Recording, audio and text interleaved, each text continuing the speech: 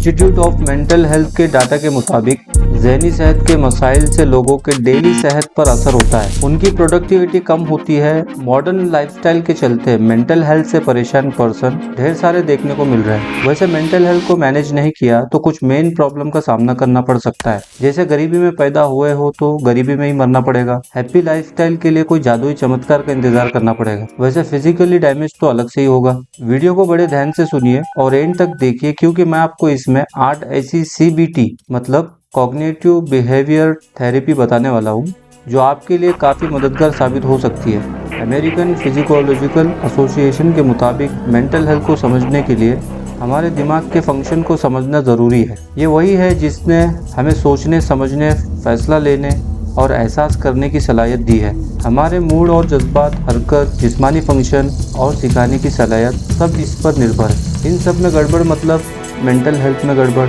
आज mental health के मसाइल को समझने के साथ साथ उन्हें मैनेज करने के तरीके भी डेवलप हो चुके हैं। कॉग्निटिव बिहेवियर थेरेपी, इसका short form CBT।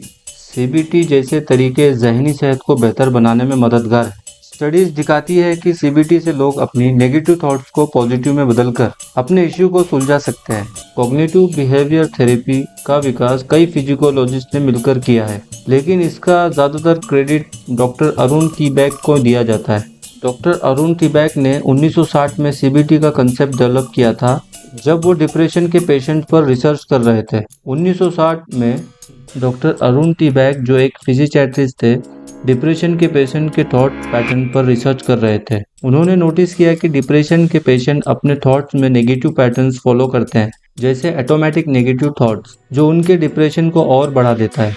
Cognitive behaviour therapy का कंसेप्ट डॉक्टर अरुण टीबैक ने तो किया, पर इसमें और एक पर्सन का योगदान है, वो है अल्बर्ट एलिस। अल्बर्ट एलिस ने रैशनल इमोटिव बिहेवियर थेरेपी, इसका शॉर्ट फॉर्म है REBT का विकास किया, जो CBT का एक पहला वर्जन माना जाता है। REBT से पता चला था कि हमारे इरेशनल बिलीफ और थॉट्स ही हमारे इमोशनल प्रॉब्लम की इम्पोर्टेंट कारण होते हैं। रैशनल इमोटिव बिहेवियर थेरेपी और कॉग्निटिव बिहेवियर थेरेपी के बीच थॉट प्रोसेस और बिहेवियर पर फोकस होता है और इनके कंसेप्ट सिमिलर है। अरुण टीबैक और अल्बर्ट एलिस के रिसर्च के कारण CBT फिजिकोलॉजी और फिजियोथेरेपी के फील्ड में एक लीडिंग ट्रीटमेंट अप्रोच बन गया है, जो डिप्रेशन, एंजाइटी, PTSD मतलब पोस्ट ट्रॉमेटिक स्ट्रेस डिसऑर्डर और OCD मतलब ऑब्सेसिव कंपल्सिव डिसऑर्डर और कई दूसरे मेंटल हेल्थ इशू के इलाज में उपयोगी है। आज के समय में CBT को कई रिसर्च स्टडीज द्वारा सपोर्ट किया गया है और ये एविडेंस बेस्ड थेरेपी का एक इम्पोर्टेंट हिस्सा है। कई थेरेपिस्ट और क्लिनिक CBT टेक्निक का उपयोग अपने पेशेंट के इलाज में करते हैं और इसकी इफेक्टिवनेस काफी वाइडली रिकॉग्नाइज्ड है।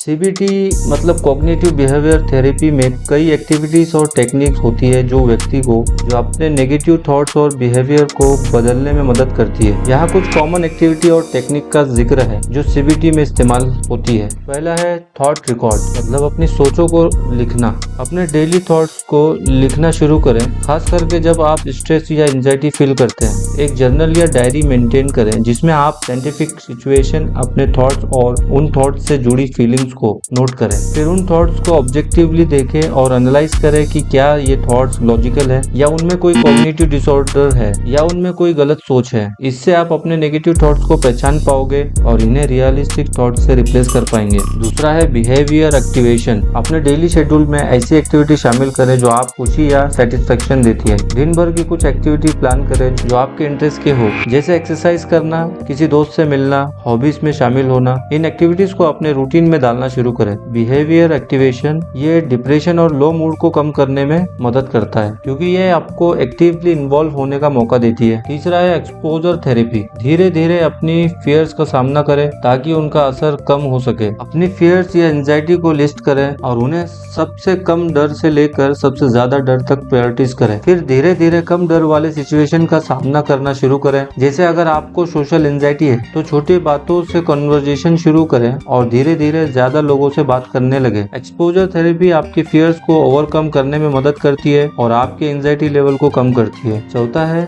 Cognitive restructuring. अपने नेगेटिव थॉट्स को चैलेंज करना और उन्हें पॉजिटिव और रियलिस्टिक थॉट्स में बदलना। जब भी आप नेगेटिव थॉट्स एक्सपीरियंस करें, उस सिचुएशन को ऑब्जेक्टिवली एनालाइज करें। आप सोचें कि क्या इस थॉट के लिए कोई सॉलिड प्रूफ है या ये बस एक प्रीसेप्शन है। फिर इस थॉट को पॉजिटिव या रियलिस्टिक थॉट से रिप्लेस करें। कॉग्निटिव रीस्ट्रक्चरिंग आपको ज्यादा बैलेंस्ड और ऑप्टिमिस्टिक पर्सपेक्टिव डेवलप करने में मदद करती है। पांचवा है रिलैक्सेशन टेक्निक। स्ट्रेस और एंजाइटी को मैनेज करने के लिए रिलैक्सेशन टेक्निक को अपने डेली रूटीन में शामिल करें। Deep breathing exercise, progressive muscle relaxation, meditation या माइंडफुलनेस एक्सरसाइजेस करें। इन्हें दिन के अलग अलग समय पर करें, जैसे सुबह उठने के बाद, काम के दौरान, ब्रेक टाइम में या रात को सोने से पहले। रिलैक्सेशन टेक्निक से आपको स्ट्रेस लेवल कम होता है और आप अपने इमोशन को बेहतर तरीके से मैनेज कर पाते हैं। छठा है प्रॉब्लम सॉल्विंग स्किल। किसी प्रॉब्लम को पार्ट में तोड़कर उसका हल निकालने की कोशिश करें। जब भी कोई प्रॉब्लम सामने आए, पहले उस प्रॉब्लम को क्लियरली डिफाइन करें, फिर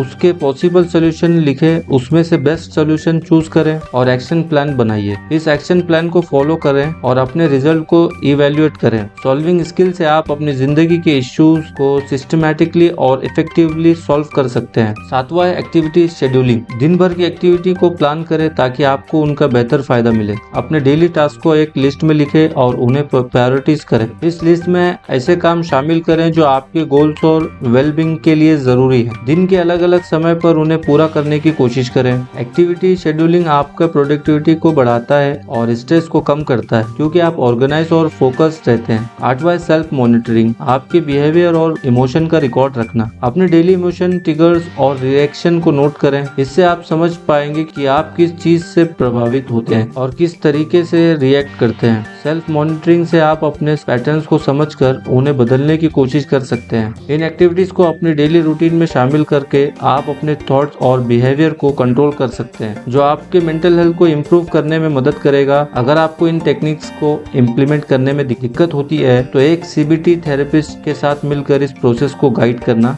शुरू करें। आप सभी का दिल से शुक्रिया। मिलते हैं नेक्स्ट वीडियो में।